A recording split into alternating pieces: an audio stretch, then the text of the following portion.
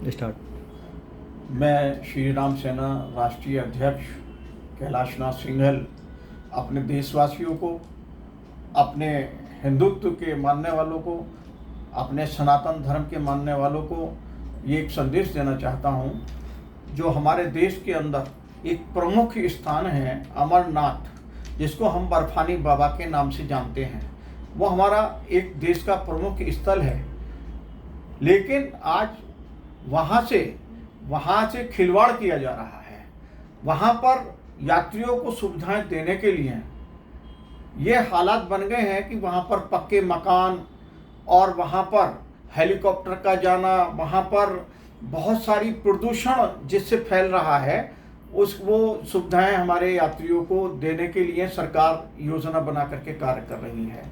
मेरा अपने चैनल के माध्यम से, अपने श्री राम सेना संगठन के माध्यम से ये सरकार से निवेदन है कि वहाँ पर जो भी यात्रियों के लिए वो सुविधाएं दे रहे हैं वो एक सीमित तरीके से दें, जिसका परिणाम आज हम देख रहे हैं कि बर्फानी बाबा, जिनको हम बहुत श्रद्धा से मानते हैं, और जो शिवलिंग एक बर्फ के रूप में वहाँ पर बनता है, वो मात्र 4 दिन में ही वहाँ पर वो पिघल गया है। उसका सिर्फ एक ही कारण है, वहाँ पर प्रदूषण का बढ़ना। वहाँ पर यात्रियों को सुविधाएं बहुत ज़्यादा देना, और वहाँ पर प्रदूषण फैलता जा रहा है। वहाँ पर गर्मी का जो महत्व है वो बढ़ता जा रहा है, जिससे जो शिवलिंग है हमारा वो मात्र 4 दिन में ही पिघल गया। अब यात्रा जो हो रही है, जो 56 दिन की यात्रा कहला रही है, उसका कोई उद्देश्य यात्रियों को वो शिवलिंग देखने के लिए जो वो जाते हैं, जो बर्फ का बनता है, बर्फानी बाबा के आशीर्वाद लेने जाते हैं बर्फानी बाबा का, उसका कोई महत्व नहीं रह गया है। मेरा ये सरकार से पुरोध निवेदन है कि वहाँ पर सुविधाएं ना बढ़ा करके, जैसा कि महत्वपूर्ण यात्रियों को वहाँ पर जाना चाहिए, जो हमारे बुजुर्ग हैं उनको वहाँ जाना चाहिए, जो वहाँ पर पर्यटक स्थल उसको नहीं बनाना चाहिए। हमारी सरकार उसको पर्यटक स्थल के रूप में डेवलपमेंट कर रही है, जिस वजह से वहाँ पर जो शिवलिंग, जिसकी वजह से हम वहाँ पर इतनी कठिन यात्रा को करके जाते हैं और श्रद्धात्मक रूप से जाते हैं, वो शिवलिंग पिघल गया है। और ये सब कारण जो है प्रदूषण का है। मेरा सरकार से निवेदन है और श्रद्धालुओं से भी निवेदन है, वहाँ पर पिकनिक मनाने ना जाएं, वहाँ पर सिर्फ श्रद्धा भाव से जाएं।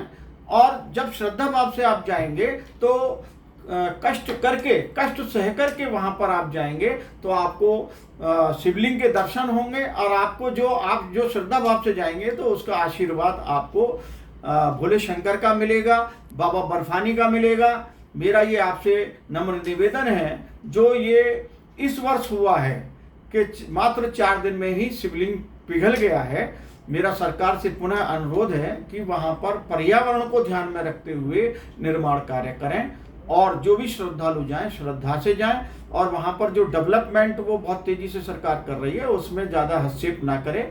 जो गवर्नमेंट का जो सरकार जो क्या नाम है अपना प्राकृतिक देन है, प्राकृतिक रूप से वो बना हुआ है, जिससे वो पूरे टाइम सभी श्रद्धालु उसके दर्शन कर सकें, और वो बहुत टाइम तक जो हमारी योजनाएं बनती हैं सरकार की 56 दिन की, उनका जो है वो दर्शन कर सकें बाबा बर्फानी के।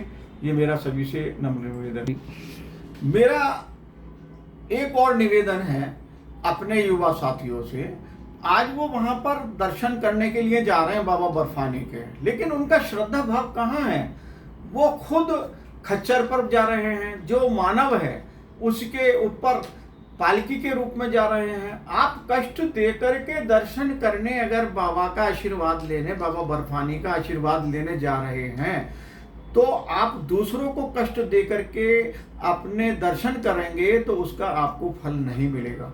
मेरा युवाओं से ये नम्र निवेदन है, आप युवा हैं, आप में श्रद्धा भाव है, तो आप पैदल यात्रा करें और बाबा बर्फानी के दर्शन करें। मैं देखता हूँ वहाँ पर, मैं पिछले वर्ष गया था, वहाँ पर जो श्रद्धालु वृद्ध हैं, बुजुर्ग हैं, वो पैदल यात्रा कर रहे हैं और बाबा बर्फानी का आशीर्वाद लेने के लिए जा रहे हैं, और दर्शन करके फल प्राप्त कर रहे हैं, लेकिन हमारे जो युवा साथी हैं वो पर्यटक के रूप में जा रहे हैं। वहाँ पर अगर आप जो भी श्रद्धालु जाएं, युवा जाएं, मेरी बहन बेटी, मेरे भाई बहन जो भी जाएं, वो श्रद्धा भाव से जाएं और पैदल यात्रा करें। आप खच्चर पर बैठ करके अगर खच्चर को कष्ट दे करके वहाँ पर यात्रा करेंगे तो उसका प्रतिफल आपको बाबा बर्फानी का आशीर्वाद आपको नहीं मिलेगा। मेरा ऐसा मानना है, आप पैदल यात्रा करें और बाबा बर्फानी का आशीर्वाद प्राप्त करें। मेरा सरकार से ये निवेदन है कि वो पर्यावरण से, प्रकृति से छेड़छाड़ वहाँ पर कर रहे हैं। अमरनाथ में बाबा बर्फानी जो आज 4 दिन में ही लुप्त हो गए हैं, उसका जो मुख्य कारण है वो पर्यावरण से छेड़छाड़, प्रकृति से छेड़छाड़। पहले हम देखते थे कि बर्फानी बाबा, चाहे हमारी 40 दिन की यात्रा होती थी, चाहे 56 दिन की यात्रा होती थी, लेकिन संपूर्ण समय उनके दर्शन होते थे। जितने भी श्रद्धालु वहाँ जाते थे श्रद्धा भाव से जाते थे, लेकिन सरकार वहाँ पर जो प्रकृति से छेड़छाड़ कर रही है, मेरा ये निवेदन है सरकार से कि वहाँ पर छेड़छाड़ ना करें, वरना केदारनाथ जैसी आपदा, वहाँ पर भी छेड़छाड़ हुई थी। केदारनाथ जैसी आपदा होने में बहुत टाइम नहीं लगता है, और ये जो पर्यावरण से, प्रकृति से छेड़छाड़ सरकार ने वहाँ पर की है, उसी की वजह से आज हमारे जो आराध्य भगवान शिव हैं, जो बर्फानी बाबा के रूप में दर्शन देते हैं, वो नाराज हो गए हैं और नाराज होकर के पर्यावरण की अशुद्धता के कारण वो विलुप्त हो गए हैं मात्र 4 दिन में ही।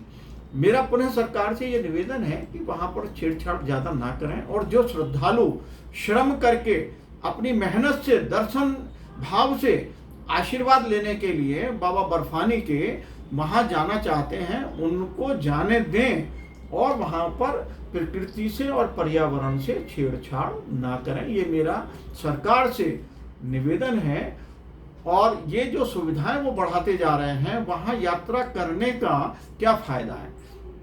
युवा वर्ग वहाँ पर जाकर के पिकनिक के रूप में वहाँ दर्शन करने जाता है, तो क्या भगवान का आशीर्वाद, हमारे आराध्य शिव का आशीर्वाद उनको मिल पाता है? उनको ये विचार करना चाहिए।